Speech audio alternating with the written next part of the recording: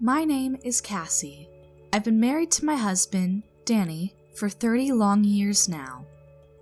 We had one kid, but they are already 27 years old and live independently. Danny is 58 years old and works as the manager of a company. I still respect his ability to work, but since we've been together for so long now, work is the only thing that has his attention. We don't fight or anything of that sort, we just exist together, which is what I had thought was going to continue when we retire. The thing is that Danny has been acting a bit strange recently. He's nearing his 60s, and yet he's starting to pay attention to how he looks, which isn't to say everyone in their 60s doesn't take care of their appearance. It's just that he never has up until now. He tried out various colognes and outfits, and even changed up his hairstyle in a way I'd never seen before. He was never interested in brand items, but now, every time he gets a little extra pay, he secretly buys brand clothes. Recently, the suits he wears are from various expensive brands. I was worried that he had found another woman, and so I confronted him about it, but all he did was get annoyed. You're crazy. Why are you accusing me of cheating now? We've been together for 30 years. Why would I do that? I understand that, but forgive me for being a little suspicious when you've been acting so out of character recently. I'm a manager. Don't you think I should at least look the part as well? To be accused of cheating for something like that hurts. That's how that conversation turned out. I have a different reason for my suspicions, though. We both use a credit card, but we also use a family card as well. Danny was interested in the idea of having a card for the family when he was in his 30s.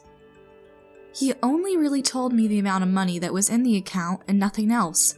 I wasn't just satisfied with that and downloaded the bank app on my phone to be able to see for myself as well.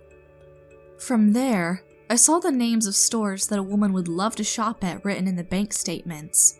Since I've never received any presents from those stores, it could only mean one thing.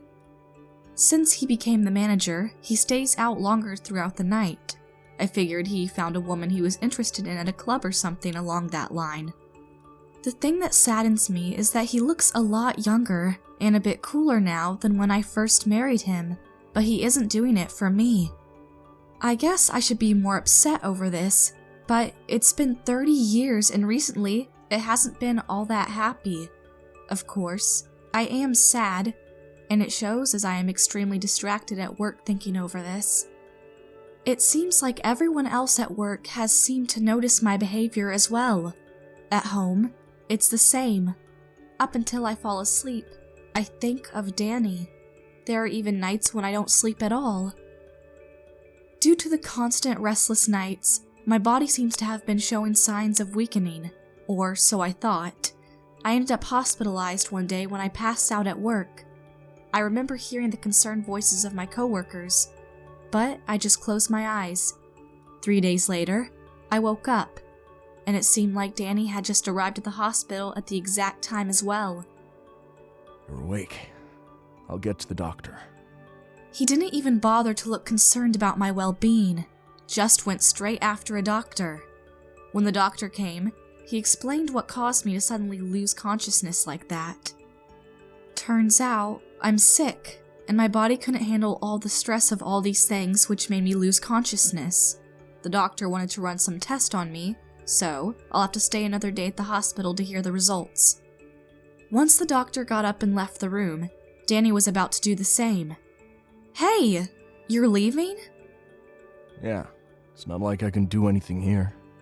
You could always talk to me. We don't talk at home. Why would I have to talk to you now?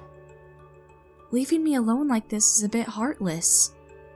Stop trying to sound all cute. It doesn't look good on you. Act your age. Why can't I? I'm not feeling all too well. Exactly, which means the doctors or nurses should be here, rather than me. I'm going home. Without so much as a glance, Danny left the hospital. I felt so alone that day, so I tried texting and calling him multiple times, but he didn't come back to visit me. Our son Tate came to visit me instead. The next day, The test results came in with good and bad news. The good news was that whatever is causing me to be sick isn't that far along to the point of concern. But the bad news is that it's still not safe enough for me to go home, so I need to stay at the hospital for a month. Danny was there with me to hear the results. After I told him the news, he looked rather happy about me having to stay in the hospital for a month. Well, that sucks. At least you'll be safe here if you pass out or anything. Maybe you should stay a bit longer, just in case. Plus, you can relax. Danny said with a smile. It may sound like he was saying that because he's worried, but I know that is not the case. He was practically telling me to never come home. Danny left the room I was in afterward. It sounded like he was talking to someone on the phone. She lost consciousness, now has to be hospitalized for a whole month. She'll be fine, so let's take this chance and go on a vacation abroad. A vacation abroad? I wanted to give him the benefit of the doubt and hope that he was talking to our son, but that's unlikely. After he finished his phone call, he came back to the room, packed up, and left. After that, no matter how much I contacted him, he never answered. I have a gut feeling that I know what's going on. After a week at the hospital, I decided to look at the bank statements for our family card. My gut feeling was correct. He did go on a vacation abroad. I searched the name of the stores on the statements. It seems like he went to Greece. They were all expensive stores and restaurants in Greece. Seems like he's been having fun. Finally, I saw a jewelry store where the statement showed he spent a hefty sum on that place. He went with his mistress. I didn't want to believe that he was cheating on me, but I can't deny it anymore when I have the proof right in front of me. I didn't want to keep this ongoing feeling of stress much longer, so I decided to make a social media account and look her up. I looked up the name of the hotel written on the bank statements, and amongst the many people posting from the hotel, I found one English post there. I looked at the post, and there he was. It looked like an old couple enjoying their time together. I found more posts from the account that'll disappear in 24 hours. The jewelry that was bought from the mistress was even posted with the caption, "Thanks for the present, Danny. I love it and you so much." My hand that was holding the phone started to shake uncontrollably. I was furious. While I'm here suffering from illness, my so-called husband is out in Greece with his mistress having a great time. He chose to be with her rather than me.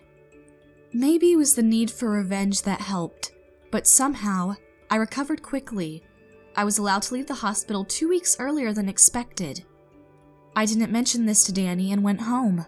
I wanted to start planning my revenge immediately.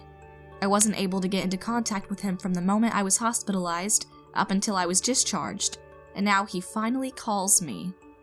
I can finally call you. I had no battery or signal for the longest time. If you managed to go this long without battery or any signal, then maybe you don't need a phone at all.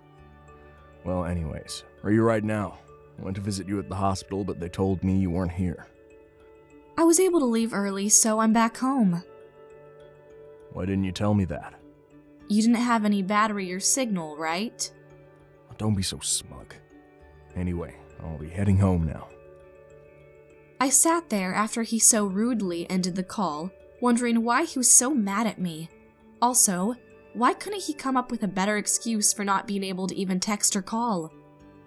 If he didn't have any battery or signal, how was he able to work? It's like he's not even bothering to try. 1 hour later, I get a phone call from Danny again. Hey, where are you? Where's our house? Oh, you're finally home? You were supposed to be at work and yet you've finally come home? Where is our house? I sold it off. Sold it? Who allowed you to do that? Myself? I live there too, so obviously my permission would be needed. Oh, my bad. I sold the house while he was still away. It was a nice place with easy access to public transportation. Everybody wanted to live here. It was a real struggle to find an opening. By the way, somebody already bought it, so I'm gonna need you to hurry up and leave. Why would you do something like that? Why? You're the one who spent the money that was saved for both of us. I knew you went to Greece. and all the gifts you've been giving to another woman. What are you talking about? Why would I do any of that? I know you've been cheating on me. You don't need to try and hide it now. That trip to Greece was for work, and that gift was for the bartender at the bar I always go to. Just stop. Her name is Ashley, right? I found her on social media. What? How did you... I've been looking at our bank statements for a while now. I'm in charge of the statements. There's no way you should be able to... I had the app installed on my phone. I can easily see where you've been using the card and when. You're kidding, right? Search it up.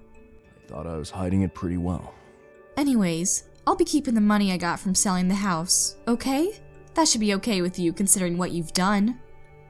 What about where I'm going to live? Where are you? I'll go where you are. No, I don't want to live with you anymore. Are you saying that you want a divorce? Of course I am. You weren't there for me when I needed you to be there for me the most. Plus, I can't be with someone who uses the money that we had saved together. I refuse. She was around for fun. A distraction. You were around that so-called distraction for a while now. I wanted to spend the rest of our days when we retired with you, using the money we had saved up. That's impossible now, I guess. You used my money on a different woman. You'd regret divorcing me. You can't sustain yourself with just your paycheck. I actually could. I am making a lot more than you think I am. I already explained everything to Tate and sent a letter to your job explaining the situation. I wasn't aware that the woman you were seeing was one of your employees. Isn't that kind of relationship not allowed at your job? You're kidding, right? Did you tell my job? Are you crazy? It would make sense for me to go crazy after discovering that my husband is cheating on me, not to mention using up my money.